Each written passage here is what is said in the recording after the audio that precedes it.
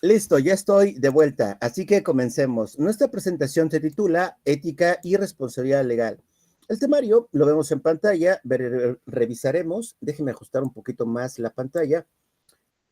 Ahí la tenemos. Revisaremos qué es la ética, el dilema profesional, el código de conducta, la independencia del auditor, las reglas de conducta, la responsabilidad ante los clientes y ante terceros y por último, la responsabilidad civil y penal que podría tener el contador. Vaya que son muchos temas para una sesión de una hora, así que avanzaremos lo más posible. Empecemos preguntando o respondiendo qué es la ética.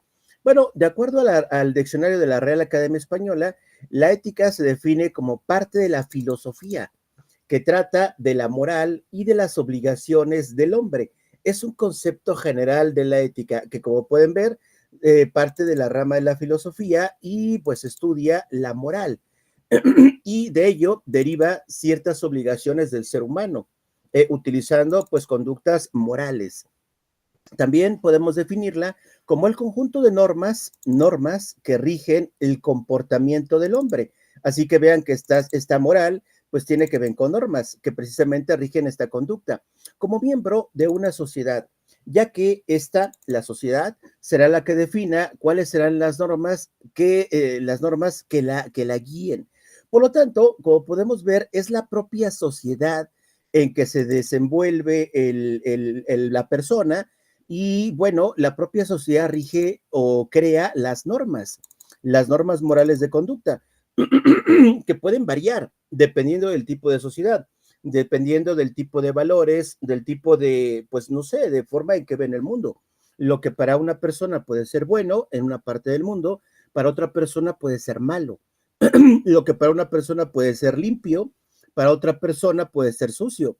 Para lo que una persona es normal, para otro es anormal, etcétera. Es que tiene que ver mucho con los valores que aprendemos desde la niñez y que claro, van evolucionando conforme el ser humano crece. Y bueno, pues sí, tiene que ver mucho en dónde nos estemos ubicando, porque puede ser distinto. Por ejemplo, para un país musulmán, puede ser muy diferente las normas morales que un país que tiene una cultura cristiana. O otro país que no tiene afinidades religiosas o que tiene diversas, o imaginen, para una persona que es satanista, es un tipo de religión, de creencia. Digo, no la juzgo, cada quien, ¿no? Otra persona podrá ser mormón, podrá ser testigo de Jehová, podrá ser, no religioso, podrá, en fin, y ver el mundo de manera muy diferente. Algunos tienen ideas más radicales en un sentido, otros las tienen en otro sentido, otros no las tienen.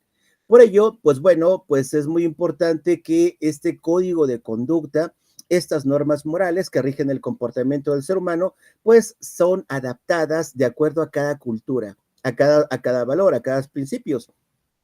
Veamos el código de ética, la ética profesional.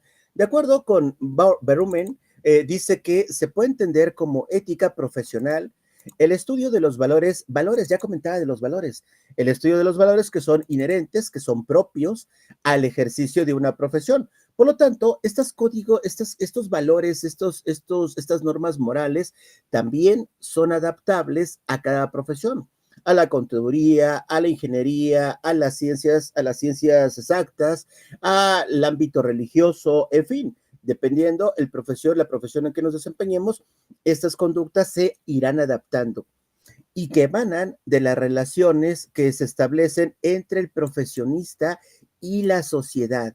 Así que el profesionista tiene un vínculo, una relación estrecha con la sociedad a la cual sirve. El contador, pues, lleva a cabo diversos trabajos como declaraciones de impuestos, con contribuyentes, personas físicas, morales, con diferentes actividades económicas. Y un abogado tiene otro, digamos que tiene otro tipo de clientes, otro tipo de relaciones.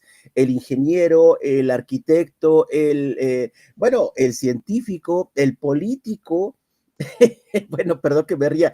El político tiene normas morales, presumen muchas veces mucho de la moralidad, pero bueno, no sé qué opinan ustedes. Personalmente, yo no, no creo que sean muy morales, sino todo lo contrario, ¿no? Ven sus propios intereses y no les importa tanto. Claro que lo utilizan como bandera, ¿no? Como incluso se victimizan y bueno, en fin, pero tienen sus normas. son sus normas. Ahí podemos ver una gran distinción. Una persona que se dedica a la religión, que es pastor, que es cura, que es líder de una secta satánica, tal vez, bueno, pues ellos ven el mundo a su manera y de esa manera adaptan pues, sus propios valores. Y estos valores se adaptan también al público con el cual se relacionan. Por lo tanto, vean que pues es muy interesante esta parte de las reglas morales y cómo se adaptan a cada cultura, a cada país y a su vez dentro de cada país, digamos que hay subculturas que pueden tener que ver con el ámbito político, religioso, con la profesión, con el ámbito familiar, en fin, lo podríamos ver desde puntos más específicos y que se adaptan a esas subculturas. El dilema profesional. El dilema profesional. Los dilemas éticos, bueno, pues son dilemas porque pueden ser polémico. Insisto, lo que para mí, yo como católico, que no soy religioso, pero supongamos que soy católico o evangelista o mormón o algún tipo de creencia, puede que para mí sea incomprensible lo que un ateo piensa y cómo actúa ante la sociedad. O, ya decía, un satánico o un político. No lo comprendo, me parece totalmente incoherente y en ocasiones, pues, algo de cinismo en su forma de actuar. Pero bueno, totalmente antiético desde mi punto de vista. Bueno, veamos de qué se trata esta parte del dilema profesional. Los dilemas éticos profesionales surgen cuando se presentan a las personas un conflicto entre las normas éticas a seguir.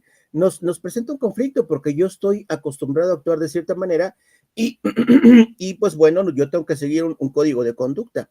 Existe una dificultad para establecer cuál es la decisión correcta. Por eso es un dilema, no sé exactamente cómo actuar, cómo responder ante ciertas situaciones, porque cualquier acción posible implicaría violar un principio moral. Así que si tomo un camino, puede que esté violando un principio moral. Si tomo otro camino, estaría violando otro principio moral. Por eso, pues sabemos que estamos en un dilema. En este caso, debe existir al menos dos decisiones posibles en las cuales uno debe de elegir. Todas las opciones posibles implican actuar con un principio ético. Por lo tanto, es necesario sopesar, evaluar cuál de esos principios es el más importante o cuál tiene mayor peso. Importancia relativa. En ocasiones, un problema ético, pues tenemos que decidir cuál ocasiona menos daño. La conducta ideal sería pues tomar una decisión, una acción que pues resuelva el problema y que pues no provoque ningún daño. Pero en ocasiones es cierto, no se puede evitar y por ello debemos de decidir cuál acción es la más conveniente en el sentido de que produzca menos daño. Interesante, pero muy real. En la vida práctica suele suceder continuamente. En la mayoría de estos casos, la decisión apropiada suele ser aquella que permita mayores beneficios o caso contrario, que permita los menores perjuicios o daños para los posibles afectados.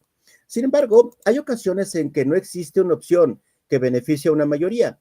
Inclusive se puede beneficiar a una persona o a otra. Todavía más problemático, porque imaginen un caso donde lo que yo como auditor, como profesionista, debo decidir, pues lo que comentábamos en el punto 3 del párrafo anterior, sería la que nos genere mayores beneficios o lo que genere menores impactos negativos, hablando de la sociedad. Recordemos que la conducta, hablando de temas éticos, de temas morales, de estas normas, pues se refieren al bienestar no personal, no del profesionista, sino al bienestar de la sociedad en su conjunto. Cuando el contador, el arquitecto, el ingeniero, el científico, el religioso, el político, la ama de casa, el padre de familia, el hermano, la hermana, etcétera, actúan bajo normas y principios morales de acuerdo a su propia profesión o a su propio ámbito, recordemos que pueden variar. Bueno, pues lo que va a pretender no solo es el beneficio propio, sino el beneficio común de la sociedad. Eso es lo que rige la conducta ética en términos generales. Retomando este párrafo, Imaginen entonces este caso. Sin embargo, hay ocasiones en que no existe una opción que beneficie a una mayoría. Inclusive se puede beneficiar solamente a una persona o a otra. Ya me moví, regresando, a otra.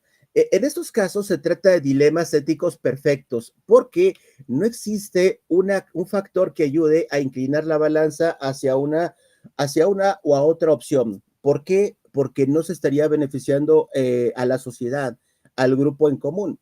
Se tendría forzosamente que beneficiar a una persona o a la otra. Por lo tanto, ese es un problema todavía un poco más complejo que el anterior. En el caso del anterior, bueno, esto les decía ocurre todo el tiempo y por lo tanto tenemos que estar tomando decisiones de esta índole. Por ejemplo, la pandemia, no pudimos eliminarla, no había los medios para hacerlo, ni siquiera había vacunas, ni siquiera se conocía perfectamente de qué trataba esa pandemia, ese virus. Y bueno, muchos países tomaron decisiones respecto a que se causara el mínimo daño a la sociedad en su conjunto, no a ciertos personajes privilegiados, como los hijos del presidente o el presidente o gente con poder que podía tener acceso a tratamientos innovadores de aquel tiempo, vacunas de alta calidad, y a la población se le da la vacuna patria, la Abdala de Cuba que no sirven, por ejemplo, ¿no? Perdón, pero pues es real. Pues bueno, estos son temas éticos.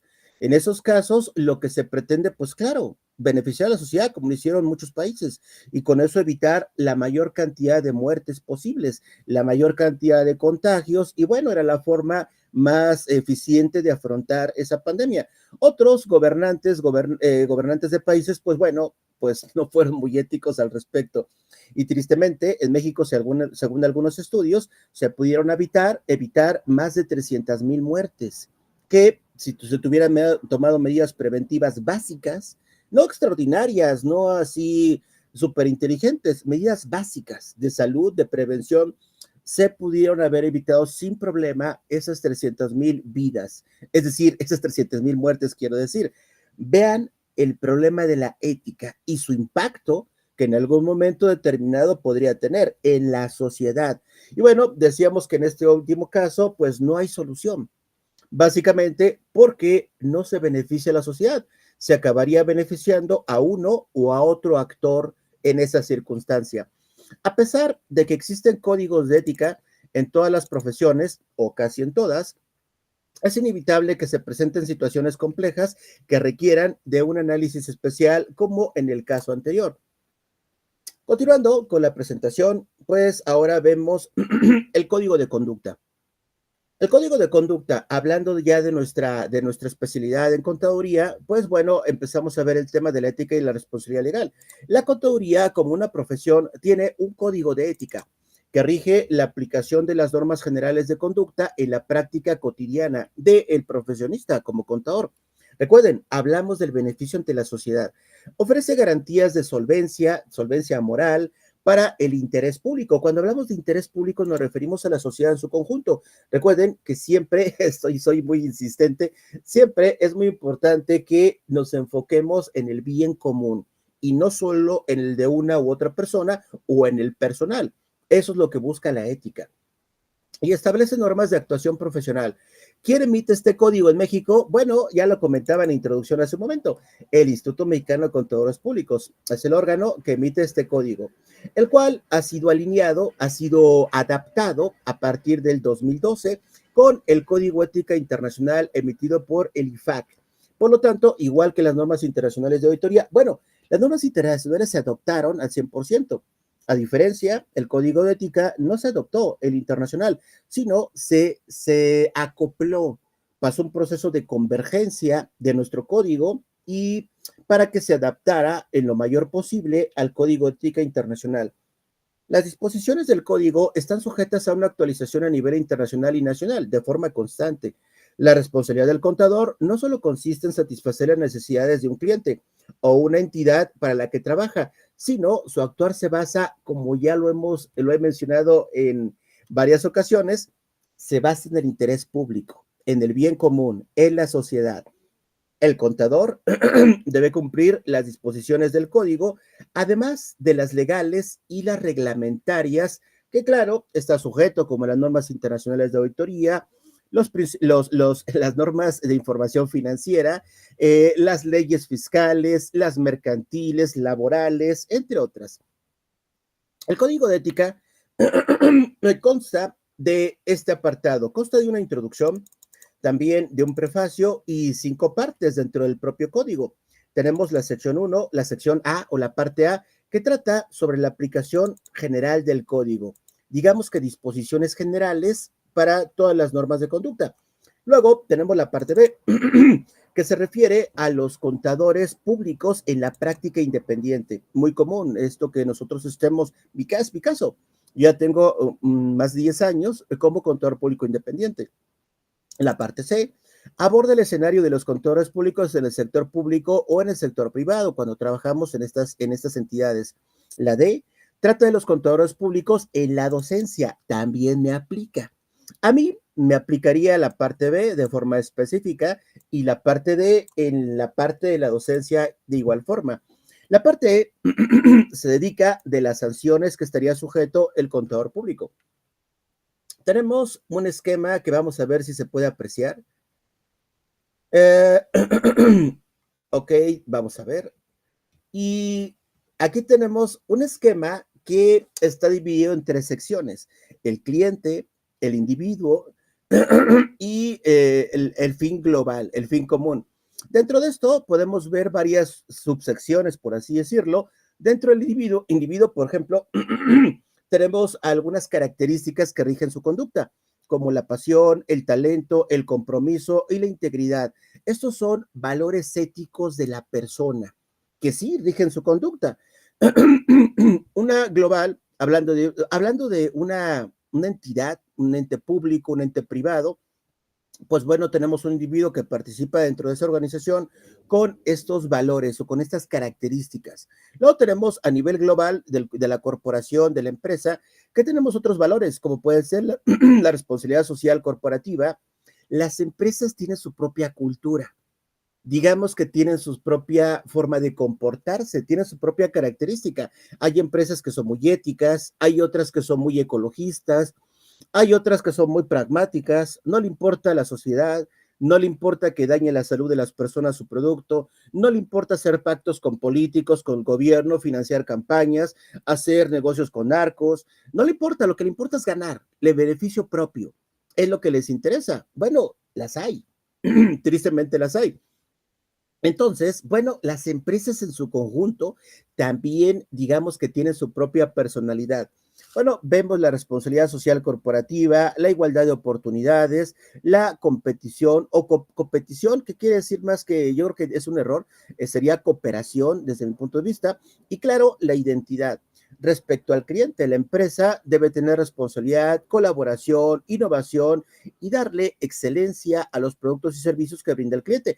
Estos serían valores corporativos idóneos dentro de una organización, y vemos cómo la ética pues se puede aplicar al individuo, a la empresa y también conforme la atención al cliente, que es el objetivo de una empresa: brindarle un producto, brindarle un servicio, y si tenemos estas características, seguramente el cliente quedará totalmente satisfecho.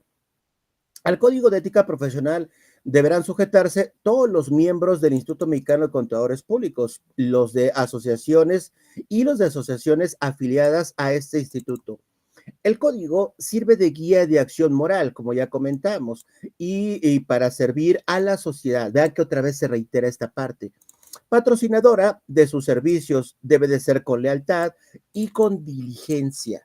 Con diligencia quiere decir con responsabilidad, con una forma de actuar intencional, de forma correcta, ser diligente, hacer las cosas de la mejor manera posible.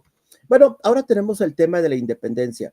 Una característica muy importante del auditor en su papel de profesionista en esta área, precisamente es que sea independiente, como ya lo comentábamos la semana pasada, es de gran relevancia. Veamos un poquito más grande el texto.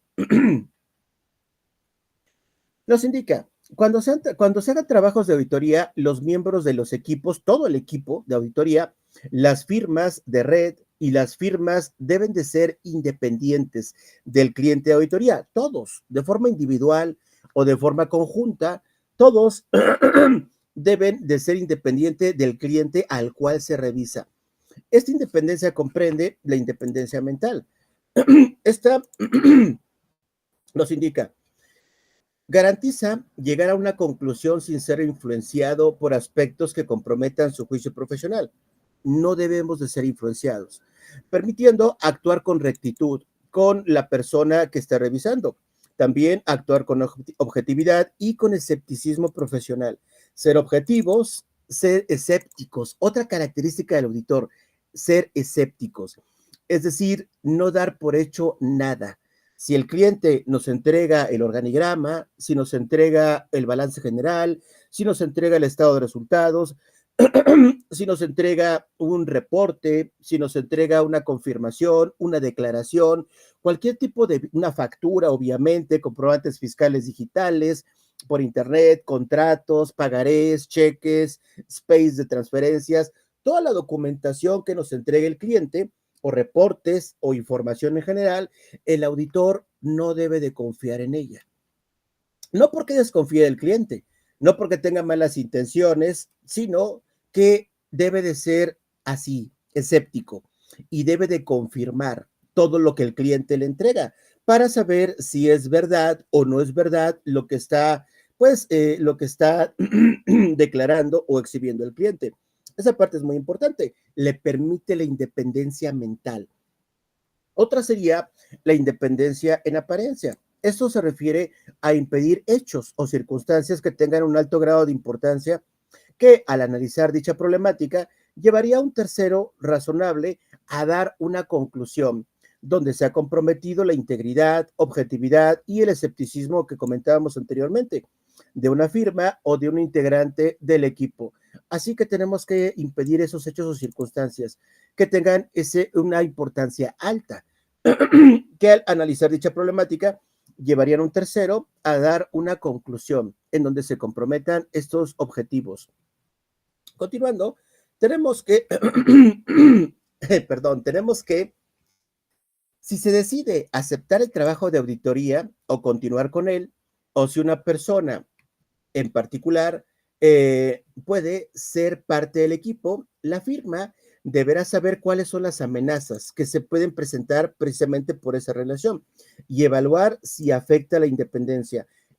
Por lo tanto, cuando se acepta ese trabajo o se pretende continuar con él, el despacho, el equipo de auditoría, tiene que evaluar si hay amenazas a la independencia. Y bueno, pues esto es muy importante para saber si acepta o no acepta el trabajo. El auditor debe de negarse cuando esté comprometida la independencia. Las normas locales e internacionales de control de calidad piden que la firma establezca políticas y procedimientos que estén diseñados precisamente para dar una seguridad de que se mantiene la independencia cuando la requieren los requisitos éticos, que bueno, en el caso de México se piden en todo tiempo. Las normas internacionales de auditoría requieren que el socio que supervisa el equipo, el encargado del despacho, el encargado del trabajo, mejor dicho, elabore una conclusión sobre si se ha cumplido con los requisitos de independencia que aplican al trabajo de auditoría. Así que las propias normas de auditoría lo exigen. No solo el código de ética, sino las normas de auditoría también se pide que se haga una evaluación cuando se pretende aceptar un trabajo de auditoría o se pretende continuar con él, para saber si no está comprometida la independencia de esa firma.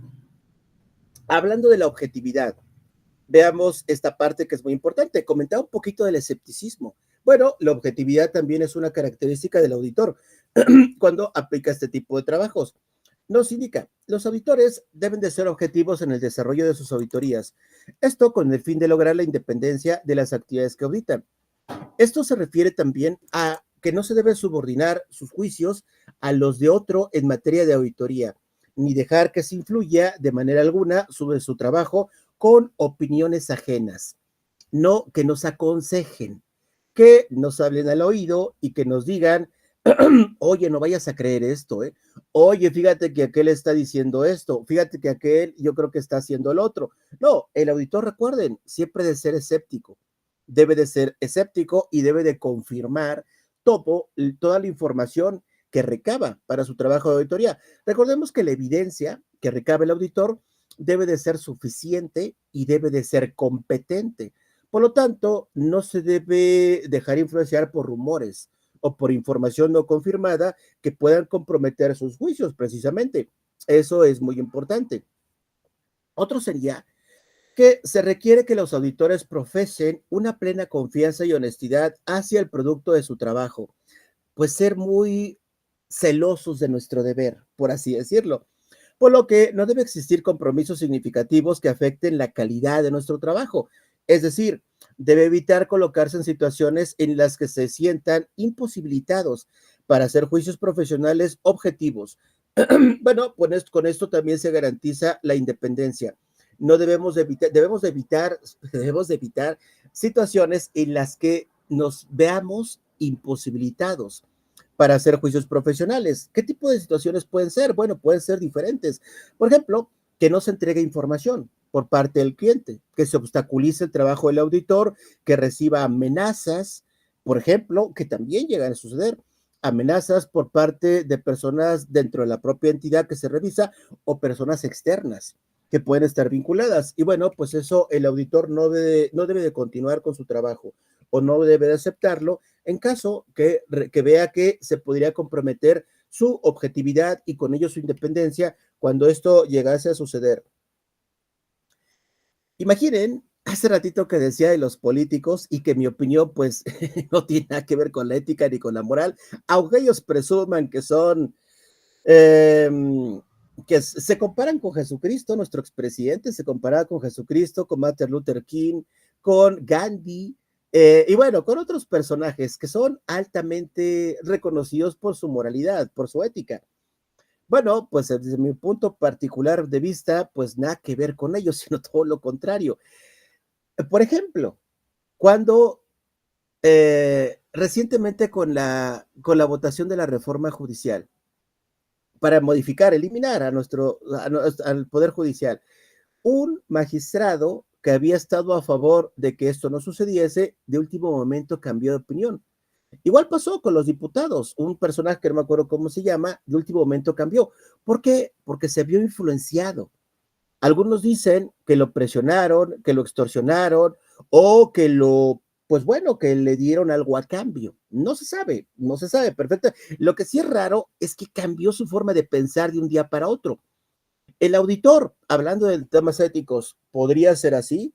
Hoy pienso de una forma y mañana me dejo de influenciar y cambio radicalmente mi posición. ¿Reflejaría una norma ética o de conducta, una norma moral? La respuesta es obvia, no, por supuesto que no. ¿Comprometería su objetividad y su independencia en la toma de decisiones? La respuesta es absoluta, sí, totalmente sí. Por eso me atrevo a afirmar con esos pequeños ejemplos y cientos o miles de ellos que vemos a diario, o a lo largo de la historia, mejor dicho, que para nuestros políticos, del color que sea, del partido que ustedes me digan, da igual, pues es lo mismo. Ellos ven sus intereses. Aunque presumen que ven por el fin común, la realidad es que ven por sus intereses. Esa, de acuerdo a la evidencia, como un auditor obtiene evidencia suficiente y competente, pues podemos llegar a ciertas conclusiones. Desde mi punto de vista, serían muy obvias esas conclusiones que tenemos. Pero mucha gente les cree, mucha gente incluso los admira en cierto sentido.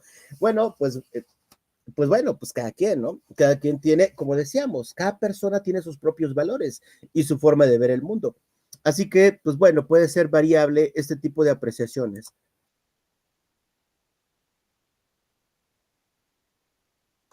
Continuando, vemos alguna norma del Código de Ética. El Código de Ética Profesional del Instituto Mexicano de Contadores Públicos nos dice, en la sección 200, establece las circunstancias y relaciones que pudiera encontrar el contador público en la práctica independiente, que crean o puedan crear amenazas al cumplimiento de sus principios fundamentales, independencia, objetividad, imparcialidad, diligencia, escepticismo, esos que hemos mencionado. Bueno, hay ciertos escenarios, ciertas circunstancias en que el contador público cuando se empeña de forma independiente se pueden comprometer.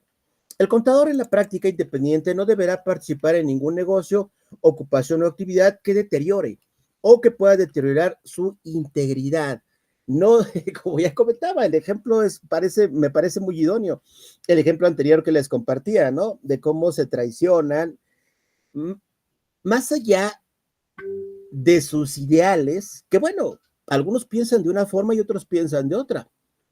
¿Quién tiene la razón? Bueno, pues no lo sé. Habría que ver cada caso y cada escenario en particular. Lo que comentaba, para una persona que es de Irán o de Siria, que tiene una cultura o un integrante de un grupo terrorista como Hamas o como Hezbollah, pues piensa muy diferente a una persona, por ejemplo, de Israel. O un soldado ruso que está matando gente en Ucrania, pues piensa muy diferente a una persona de Ucrania. Un narco que roba, mata, envenena, piensa muy diferente a una persona que no le gustan las armas, que no le gustan las drogas. Para ellos está bien.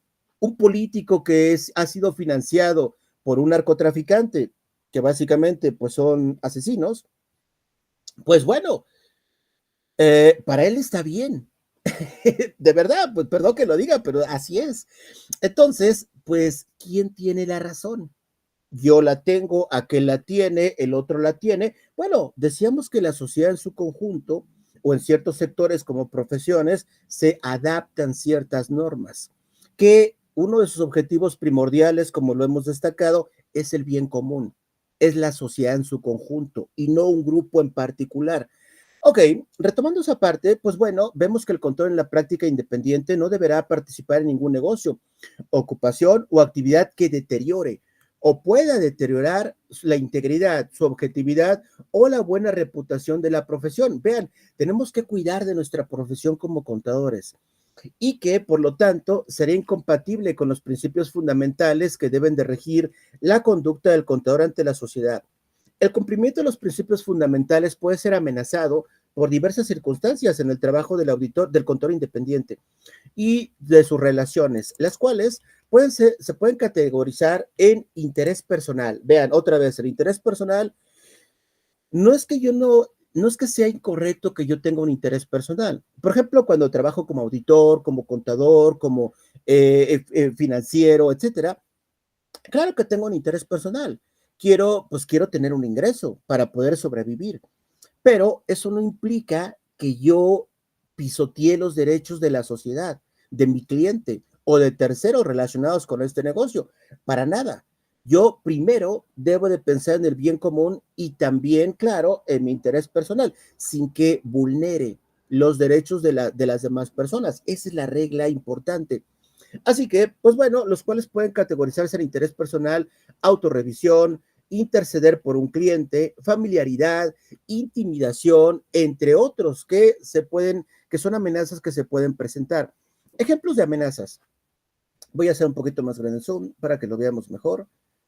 Y tenemos aquí algunos ejemplos que pueden ser interesantes. Amenazas del interés personal. Que una firma dependa de manera indebida de los honorarios totales de un cliente. Que sea mi único cliente. Yo soy un despacho, imaginen que soy un despacho y tengo solo un cliente. Y ya llevo 20 años en el mercado. Digo, esto puede ser normal. Si yo estoy iniciando apenas mi negocio como despacho, bueno, pues igual voy a empezar por un cliente. Después voy a tener dos, después tres, después tal vez tenga 100 o tenga más, no lo sé. Pero, pues bueno, cuando ya tengo mucho tiempo en el mercado y solo tengo un cliente o dos o tres, puede comprometer mi independencia, puede comprometer mis principios éticos. La respuesta es absolutamente sí. Sí, por supuesto. Por supuesto que sí, porque eso indica que hay un vínculo estrecho. Hay algo raro ahí. No es normal. Digo, no tiene nada de malo desde el punto de vista legal, porque pues ¿quién me obliga a tener dos clientes? ¿Quién me obliga a tener 100? Si yo estoy contento con ese cliente, pues ¿por qué voy a tener más? Además, me va bien económicamente, hacemos un buen trabajo. Digo, de entrada no tiene nada de malo, pero en la vida real, en la práctica, eso suele ser muy raro. Puede representar una amenaza. Otro sería que la firma se preocupe por la posibilidad de perder un cliente importante y por lo tanto pueda comprometer sus acciones. No quiero perder mi puesto como diputado, no quiero perder mi puesto como senador. quiero seguir siendo magistrado, ya me amenazaron, que si voto de una forma, voto en otra, pues puede que no solo pierda mi puesto de poder, sino que me empiecen a investigar y me encuentren algún tipo de delito tal vez, o alguna conducta indebida, puede ir a prisión o que me desprestigien. Así que yo no quiero perder eso, yo quiero una embajada, yo quiero estar en el Senado, permanecer, quiero seguir siendo magistrado o diputado, yo qué sé, o quiero ser presidente, ¿por qué no? Quiero todo el poder. Bueno, en fin, pues bueno, hablando de nuestro despacho, por supuesto que se compromete. Otra amenaza sería que una firma esté participando en un convenio de honorarios contingentes relativo a un trabajo de aseguramiento. Bueno, pues esto también puede estar comprometiendo el trabajo del contador como profesionista independiente. Amenazas de autorrevisión. Que una firma emita un informe de aseguramiento sobre la efectividad de la operación de sistemas financieros después de diseñar o implementar dichos sistemas. Imaginen que ustedes como alumnos hacen una tarea y después la universidad les piden que auditen su tarea para verificar si fue hecha conforme a la rúbrica, a las instrucciones, a las políticas de la universidad, etcétera. Pues obviamente, pues hay un problema de interés. En este caso soy juez y parte. ¿Cómo me voy a autoevaluar? Pues bueno, me voy a calificar con 10, lo más probable. Habrá algún alumno que es muy ético, que es muy responsable y que diga, no, mira, la verdad, mira, esto estuve bien, ya lo cotejé. Pero estas partes sí tienen aspectos de mejora. En esta me equivoqué, esta la omití por completo. Y objetivamente, mira, mi calificación no debió de haber sido de 10, tuvo que haber sido de 5. Esa es la realidad.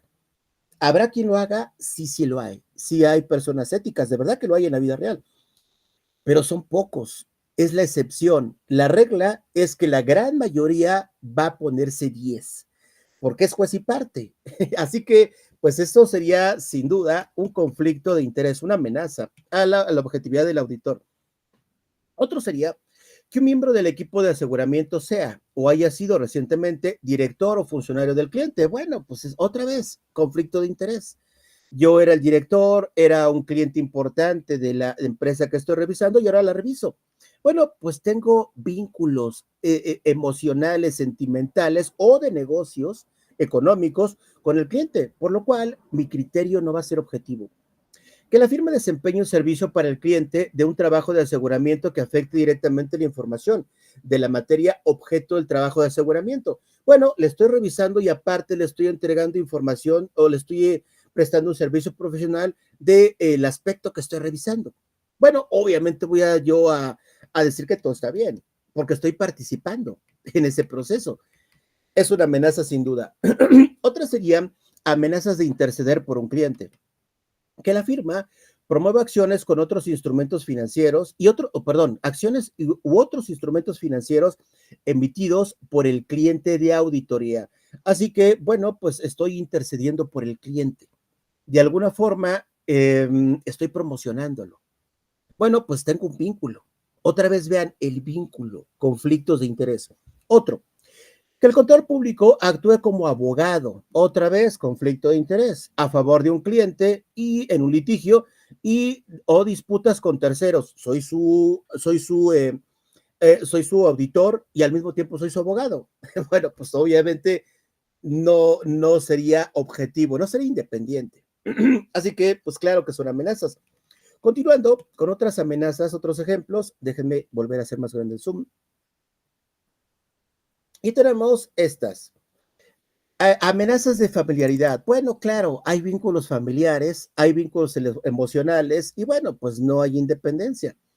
Que un miembro del equipo del trabajo tenga un familiar cercano, inmediato, que sea director o funcionario del cliente. Bueno, pues ya, no hay mucho que decir.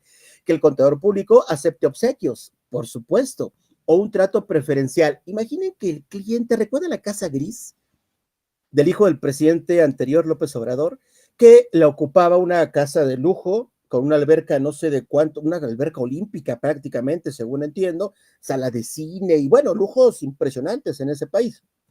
Y no pagaba renta o no la compró, sino un contratista de Pemex de una empresa que dirige el presidente, le proporcionaba de forma gratuita. Ya después dijo que pagaba renta, pero ya no se supo realmente qué sucedió. Lo cierto es que estaba ocupando esa casa gris sin desembolsar un peso. Entonces, esto sería como un obsequio, sería como un trato preferencial, por supuesto, absolutamente. O lo que pasó con Peña Nieto con la Casa Blanca, ¿no? Otro contratista.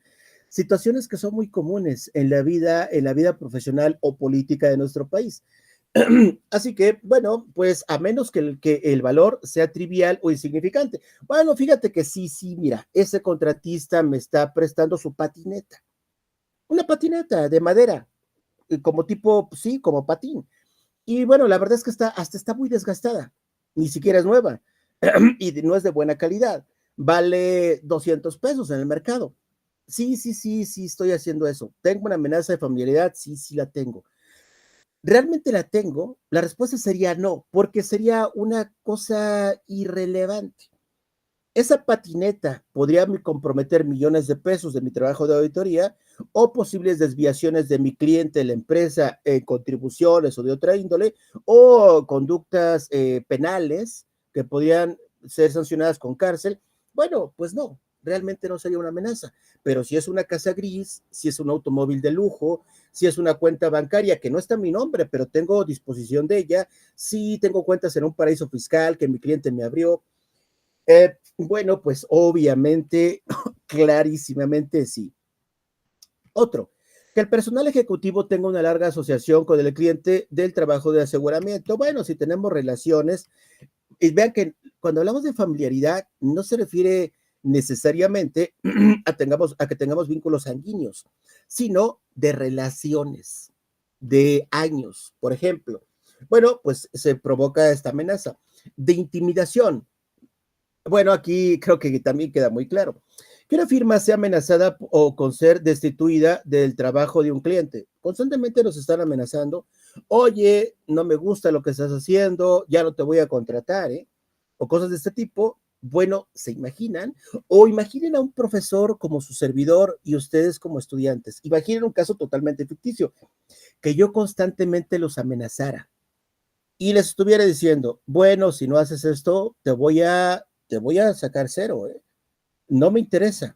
Yo soy un profesor que no admite y empiezo a decir tonterías para justificar mi conducta. ¿Es una amenaza? Pero por supuesto que sí. ¿Es una conducta antiética? Absolutamente. Esto se puede presentar en la vida real, sin duda. Otro sería que una firma sea amenazada por ser demandada por el cliente. Igual, pues te estoy amenace y amenace y amenace. Quiero influenciar tu conducta. O otra vez el tema político. En la mañanera no se presentan pruebas, no hay un juicio, pero ya se desprestigia a una persona, que porque gana mucho, porque gana poco, que recibió una pensión, o que yo qué sé, ¿no? Algún acto que pues, parece legal, pero que el presidente lo toma como algo amoral, según él, y empieza a exhibirlo a nivel nacional para generar odio en la gente hacia él. Y no hay un juicio justo, no hay un medio de defensa por medio del cual pues la persona se pueda defender, sino ya lo cataloga como un criminal, un culpable, antes de que se pueda defender. Estas personas en ocasiones han pedido derecho de réplica en ese espacio y el presidente se los negó reiteradamente, incluso interponiendo recursos legales y se les dio la razón que tenían que darle un espacio en ese mismo programa y el presidente lo desacató. No me vengas que la ley es la ley. Bueno, pues imaginen, es algo parecido a esto. Por lo tanto, es una conducta totalmente desaprobable en el ámbito ético y, por supuesto, en el legal. Que el contador público se sienta presionado a estar de acuerdo con el juicio de un empleado del cliente, porque el empleado tiene más pericia sobre el asunto en cuestión. Bueno, pues también esta circunstancia se puede presentar. ¿Qué pasa en este tipo de situaciones?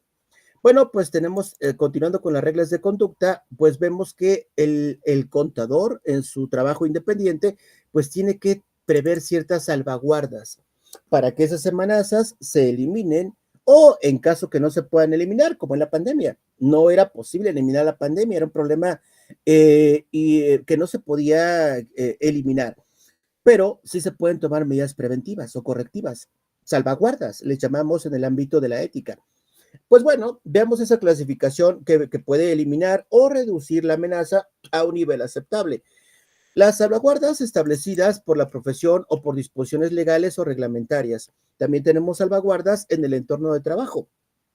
El contador aplicará su juicio para determinar el mejor modo de cómo debe de afrontar esas amenazas, utilizando su juicio profesional, que no están en un nivel aceptable. Hay amenazas que les decía que son irrelevantes.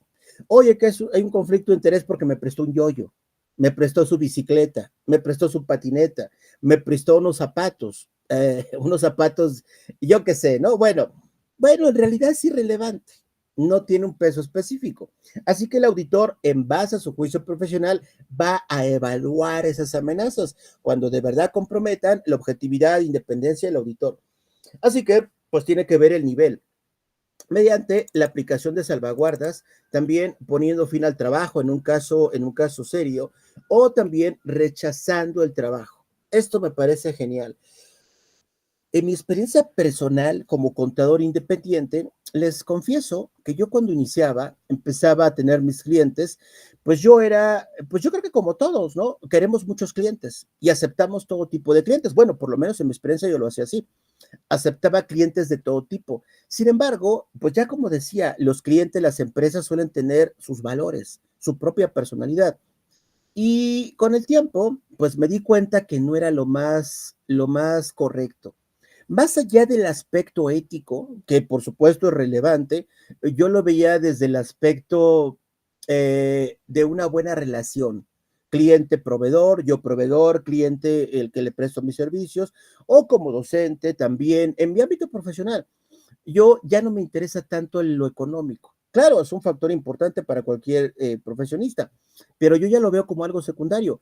A mí me interesa qué tipo de relación tengo con el cliente. Si es una relación tóxica, porque el cliente te amenaza, porque el cliente no te entrega las cosas, porque el cliente pues es mañosito, empieza a tener conductas pues que no ayudan a una buena relación de negocios. Es como, para mí, es como casarte con una chica que no te quiere, que te engaña, que te miente, que te oculta, que, que te embruja, pues déjeme, es un caso ficticio, ¿eh? Que te embruja, que te agrede verbal y físicamente. ¿Para qué seguir con ella? Oye, pero es que es muy guapa, la quiero mucho, estoy súper enamorado. Pues sí, sí, se entiende, ¿no? Se entiende, a todos nos ha pasado, yo creo, pero no lo vale. No lo vale porque vives una vida incorrecta, vives una vida emocionalmente pues mala, ¿no? Yo creo que es siempre mejor valorar nuestra salud emocional, nuestra salud mental y claro, también se puede comprometer nuestra salud física en caso de un ataque. Imaginen que me ataca con un cuchillo, ya en un caso extremo. ¿Para qué? ¿Para qué estar todo el día peleando? Yo lo veo así en la relación de clientes. Por lo tanto, yo ya desde hace varios años cambié esa estrategia y evalúo a mi cliente. El cliente también me evalúa, por supuesto, como profesional en contaduría. Ve si le estoy proporcionando un servicio que él considera adecuado, de acuerdo a sus políticas y su ética. Pues yo hago lo mismo. Si yo veo que el cliente es conflictivo, no me entrega información, tiene muy desordenado todo, empieza a extorsionarme de forma directa, indirecta, o yo qué sé, digo, no, es estar batallando y batallando, dedicándole muchas horas, mucho esfuerzo, mucho desgaste emocional, y no, yo decido concluir ese tipo de relaciones, de verdad, por la paz, es mejor. ¿Para qué me conflictúo? ¿Para qué vivimos con malas prácticas? Mejor. Tú búscate a alguien que tenga tus valores, yo me busco a alguien que tenga mis valores, y bueno, de esa forma yo creo que es una gran solución y me ha resultado. Sin duda puedo afirmarlo absolutamente que sirve. La ética sirve, absolutamente sí, absolutamente, porque esas relaciones te pueden traer mucho dinero. Es posible, es muy probable, de hecho, porque muchas veces te involucran en actos de corrupción, en actos de defraudación o de otro tipo, lo cual te enriquece de forma muy rápida. Sí, pero tienes relaciones muy tóxicas. te tienes que estar cuidando la espalda de todo el mundo, porque te pueden traicionar en cualquier momento. Ahorita te tienen relaciones contigo porque les sirves, mañana ya no. Y mañana te van a traicionar y si hay una mejor opción para ellos, lo van a tomar. Y si implica que te puedan meter a ti a la cárcel, culpar por un acto de corrupción, lo van a hacer. Te van a hacer la vía de cuadritos. ¿Para qué? Eso de estarme cuidando las espaldas todo el tiempo, la verdad es que no, yo no le veo sentido. Yo prefiero hacer las cosas bien. No te enriqueces así de rápido, no, pero sí tienes garantizado buenos ingresos. Y tal vez, ¿por qué no? Puedes volverte rico, sin duda. Si te esmeras, haces buenos trabajos, innovas, destacas ante la competencia, por supuesto, lo puedes lograr. No de la noche a la mañana, pero lo vas a lograr. Eso pueden tenerlo seguro. En fin, una reflexión personal respecto a esta parte. El contador tendrá el contador tendrá en cuenta si un tercero razonable y bien informado, sopesando todos los hechos y circunstancias conocidos por el contador, consideraría que la aplicación de las salvaguardas elimina o reduce a un nivel aceptable de tal modo que el cumplimiento de los principios fundamentales no peligra por parte, eh, no peligra del auditor o del contador independiente. Así que bueno, pues el contador otra vez aplicando su juicio profesional va a poder determinar si se puede no eliminar, si es que no se puede eliminar, pero si se reduce a un nivel aceptable esas amenazas. Las salvaguardas en el entorno del trabajo representan a nivel de firma, de despacho y a nivel de cada trabajo. Ejemplos, las salvaguardas a nivel de cada trabajo. Estas, recuerden, lo que procuran es eliminar la amenaza o reducirla a un nivel aceptable para que no comprometan la calidad o la norma de la calidad y la independencia del auditor. Déjenme hacer más grande el zoom. Tenemos estas salvaguardas a nivel de cada trabajo. Consultar a un tercero independiente como un comité de consejeros independientes, un organismo regulador de la profesión, Instituto Mexicano de Contadores Públicos, por ejemplo, u otro contador público, para poder tener una opinión, pues, que nos apoye. Comentar las cuestiones de ética con los encargados del gobierno corporativo del cliente, de la empresa que se revisa. Recurrir a otra firma para que participe en la realización, perdón, de una parte del trabajo o en repetir parte de ese mismo trabajo, para asegurar que, pues, no, que las amenazas se vieron eliminadas o reducidas.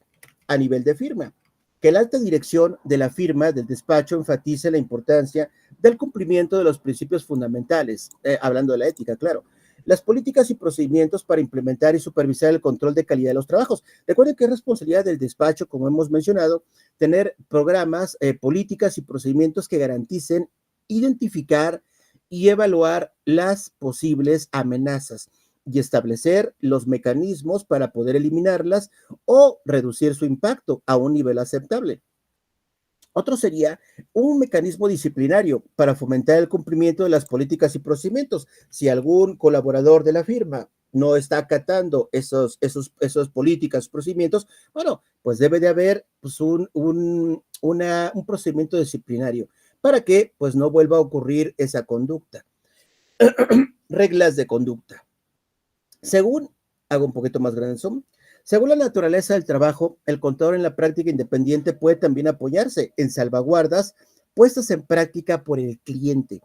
Sin embargo, es imposible confiar exclusivamente en estas salvaguardas del cliente para reducir las amenazas a un nivel aceptable. Así que el cliente ya tiene más experiencia en ese ámbito, en esas circunstancias, y tal vez ya ha establecido políticas, normas, procedimientos para poder eliminar o reducir esas amenazas. El auditor, pues bueno, puede aprovecharlas, pero también es importante, como dice esta parte, no hay que confiar. Recuerden, el auditor debe de ser escéptico. El cliente dice, mire, auditor, no se preocupe, yo he hecho esto, he hecho aquello, he hecho lo otro. Puede usted aplicarlas y van a eliminar ese tipo de problemas. El auditor las puede considerar, pero recuerden, siempre con la conducta escéptica. Vamos a ver si funcionan. No hay que darlas por hecho, no hay que darlas como válidas, ni tampoco descartarlas. Hay que probarlas para ver si funcionan. Ejemplos. El cliente cuenta con empleados competentes, con experiencia y alto nivel para la toma de decisiones gerenciales. Así que pues es un cliente que tiene muy buenas prácticas en su gestión de negocios.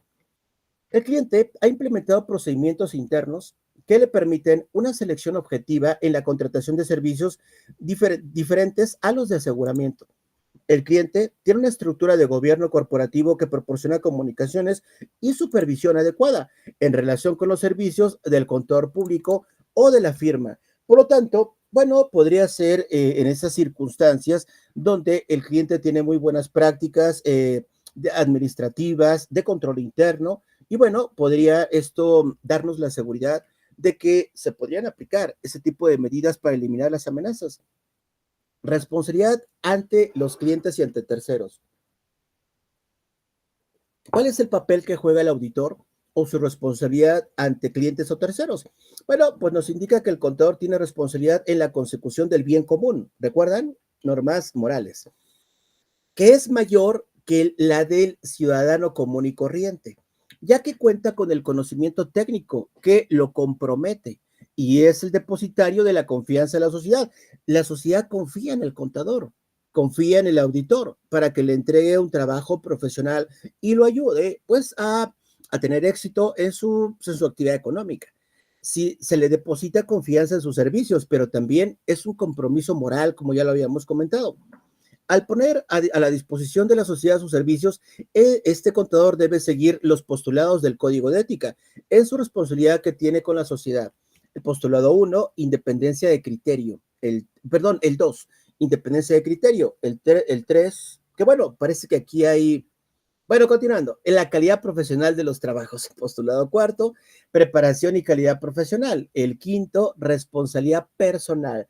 Bueno, pues todos estos que son mencionados como postulados del Código de Ética, pues son características del propio auditor que debe de cumplir, características profesionales, personales y de capacitación. Bueno, aquí vemos los postulados con mayor detalle. Esta es la responsabilidad del auditor ante clientes. Independencia de criterio. Hago más grande el zoom para verlo mejor y nos indica, al expresar cualquier juicio profesional, el contador acepta la obligación de sostener un criterio imparcial, decíamos, objetivo y libre de conflictos de intereses que, bueno, ya comentamos algunos ejemplos, incluso hasta en el ámbito político. Bueno, veíamos que puede ser del ámbito religioso, familiar, personal, de negocios. Eso se puede aplicar a varios ámbitos. Postulado 3. Calidad profesional de los trabajos. En la prestación de cualquier servicio, el contador, bueno, se espera un verdadero trabajo profesional, por lo que siempre tendrá presente las disposiciones normativas de la profesión, NIAS, NIPS, pues no sé, código fiscal de la Federación, el código de ética, claro, ley de ISR, del IVA, etcétera. Todas las disposiciones normativas de la profesión que sean aplicables al trabajo específico que esté desempeñando. Actuará con la intención y el cuidado y diligencia de una persona responsable, con buena intención, con gran cuidado y con gran diligencia. Me enfoco. De verdad, estoy comprometido. Cuando hablamos de diligencia, hablamos del compromiso que el profesionista tiene hacia su cliente y recuerden, hacia la sociedad en su conjunto. Bueno, pues a estas son características relevantes que pues determinan la responsabilidad del auditor ante el cliente. Otra sería la preparación y calidad profesional. Para que pueda brindar este servicio profesional el auditor, bueno, ese es un requisito para que el contador acepte prestar sus servicios. Si no, los debe rechazar. Oye, me están proponiendo un trabajo de auditoría, un trabajo de declaración de impuestos, un trabajo de control de contribuciones laborales en materia de seguridad social, o yo qué sé, de costos, de finanzas, y si no tengo la preparación y calidad profesional necesaria, debo rechazar el trabajo, porque sería una amenaza. Yo no estaría entregando un trabajo profesional a mi cliente. Así que para ello, debo tener entrenamiento técnico y la capacidad necesaria para realizar las actividades profesionales de forma satisfactoria. Postulado quinto, responsabilidad personal del contador. El contador siempre aceptará una responsabilidad personal por los trabajos llevados a cabo por él o realizados bajo su dirección. O sea, no podemos culpar a alguien, a un tercero. decir, no, pues es culpa de la oposición, es culpa del pasado, y me victimizo, y es que nadie me había atacado tanto, perdón por el ejemplo político, pero es un ejemplo muy claro de lo que no se debe de hacer. El contador debe de aceptar su responsabilidad. Los postulados enuncian lo que deberá normar la actuación del contador ante la sociedad. Reconoce la existencia de principios aplicables a la profesión y representa la esencia de la profesión para actuar dentro de la ética. Y el trabajo realizado por el contador sea claro, de calidad y adecuado a las necesidades no del cliente, sino a las necesidades de la sociedad, hablando desde el ámbito ético que ya hemos mencionado. ¿Y qué tipo de responsabilidad penal o civil podría tener el auditor en su trabajo? Bueno, pues también tenemos, más allá de las normas de conducta éticas, pues algunas responsabilidades por infringir algunas leyes que sería obligatorio acatar por parte del contador en su práctica. Responsabilidad civil, para que los auditores estén capacitados para desempeñar su función y en general para su profesionalización, las autoridades, perdón, han establecido ciertos requisitos, perdón, con las condiciones mínimas que los auditores deberán cumplir para desempeñar su función, como auditores fiscales, y así puedan brindar una opinión favorable y considerada como cierta. Aquí tenemos el Código Fiscal. En el artículo 52 del Código Fiscal de la Federación se indica que se presumirán ciertos los hechos afirmados en los dictámenes formulados por contadores públicos sobre los estados financieros del contribuyente. ¿Qué requisitos debe de cumplir en términos generales el contador para poder ser auditor fiscal? Bueno, pues tenemos aquí algunos. Debe estar registrado ante las autoridades fiscales, ante el SAT, debe ser de nacionalidad mexicana, con título de contador público y que sea miembro de un colegio profesional reconocido, como el Colegio de Contadores Públicos de México, cuando menos en los 3 años previos a la presentación de su solicitud de registro. Deberá contar con certificación expedida por los colegios profesionales de contadores públicos registrados y autorizados. Debe ser un contador público certificado y para ello debe de hacer un examen general de conocimientos, debe tomar cursos de capacitación, debe dar clases, etcétera. Deberá contar con experiencia mínima de 3 años participando en la elaboración de dictámenes fiscales para que se le autorice dictaminar para efectos de revisión de impuestos. ¿Cuál sería, continuando con esta responsabilidad civil? Las responsabilidades civiles del dueño de una empresa y su auditor se limitan a lo que establece el contrato de prestación de servicios y en este se pueden deslindar responsabilidades que asumen ambas partes. El artículo 2615 del Código Civil Federal establece que el auditor que preste sus servicios profesionales solo será responsable ante las personas a quienes sirve cuando incurren en actos de negligencia, impericia, perdón, y dolo, sin perjuicio de las penas que merezcan en caso de delito. Así que, bueno, el Código Civil se refiere a las responsabilidades que el auditor aceptó en la propuesta de servicios, en el contrato, básicamente. Luego tenemos la responsabilidad penal. Esta puede ser de prisión. El contribuyente es el único responsable de cumplir con el pago de las contribuciones, o sea, no el auditor, es el cliente. Por lo tanto, sobre él, sobre el cliente, recaería las disposiciones de carácter penal, no sobre el auditor, que bueno, esto ya está cambiando. Con el gobierno que tenemos actualmente y el anterior, se está promoviendo reformas que ahora sí criminalizan al contador, al auditor, cuando no es su responsabilidad, es el del cliente, de la empresa. El auditor solamente revisa y opina, pero no tiene que ver con la falsificación de documentos, de transacciones, la defraudación. Sin embargo, ya se nos está llevando a esa rama. Habrá contadores que lo hagan, que presten servicios de asesoría para evadir contribuciones y demás. Claro, los hay, pero no puedes criminalizar a toda la profesión. No es su papel. Eso, eso pienso personalmente. Bueno, esto significa que la responsabilidad directa del delito de defraudación fiscal recae en el contribuyente. Pero el Código Fiscal de la Federación habla de terceros involucrados en beneficios indebidos, refiriéndose a los contadores, lo que comentaba, y auditores como coparticipantes de la comisión de delitos en caso Recuerden, esto en caso que realmente lo haya hecho, porque sí, sí se puede presentar. Aunque recuerden, no es en esencia la responsabilidad del auditor. El auditor revisa y emite una opinión. Es todo. No tiene que ver con la decisión de hacer esto, de hacer aquello. Eso lo hace la empresa. Pero bueno, en ocasiones puede participar como asesor. Eso sí. Sí, y si se prueba, por supuesto, tendría responsabilidad penal. Aquí tenemos el artículo 95 del Código Fiscal de la Federación que indica que son responsabilidades de los delitos fiscales aquellos que concierten la realización del delito, realicen la conducta o el hecho descrito en la ley, cometan conjuntamente el delito. En este caso, pues sería el papel del auditor que podría estar participando. Se sirvan de otra persona como instrumento para ejecutarlo, un tercero, que también es muy común, un prestanombres, una empresa, un contratista, etcétera. Induzcan dolosamente a otro para cometerlo, te amenazo. Si no lo haces, aguas, ¿eh? Ayuden dolosamente a otra persona para su comisión. Auxilien a otro después de su ejecución en cumplimiento de una promesa anterior. Bueno, pues vean qué interesante. El artículo 96 del Código Fiscal es responsable de encubrimiento de delitos fiscales quien, previo acuerdo, como sería el papel, podría ser el papel del auditor, y sin haber participado directamente en el delito, después de su ejecución, con ánimo de lucro, adquiera, reciba, traslade u oculte el objeto del delito. Presuma su legítima procedencia o ayude a otros a analizar los mismos fines. Alcanzar, perdón, los mismos fines.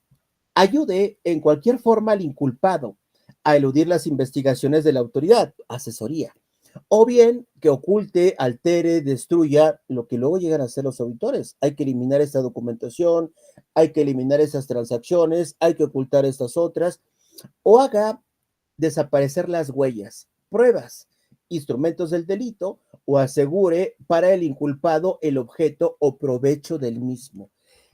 Bueno, vean qué interesante que el auditor sí puede tener responsabilidad penal, no de forma directa, sino cuando coparticipa de diversas maneras como lo establece el Código Fiscal de la Federación. Y bueno, pues eso sería todo para esta sesión.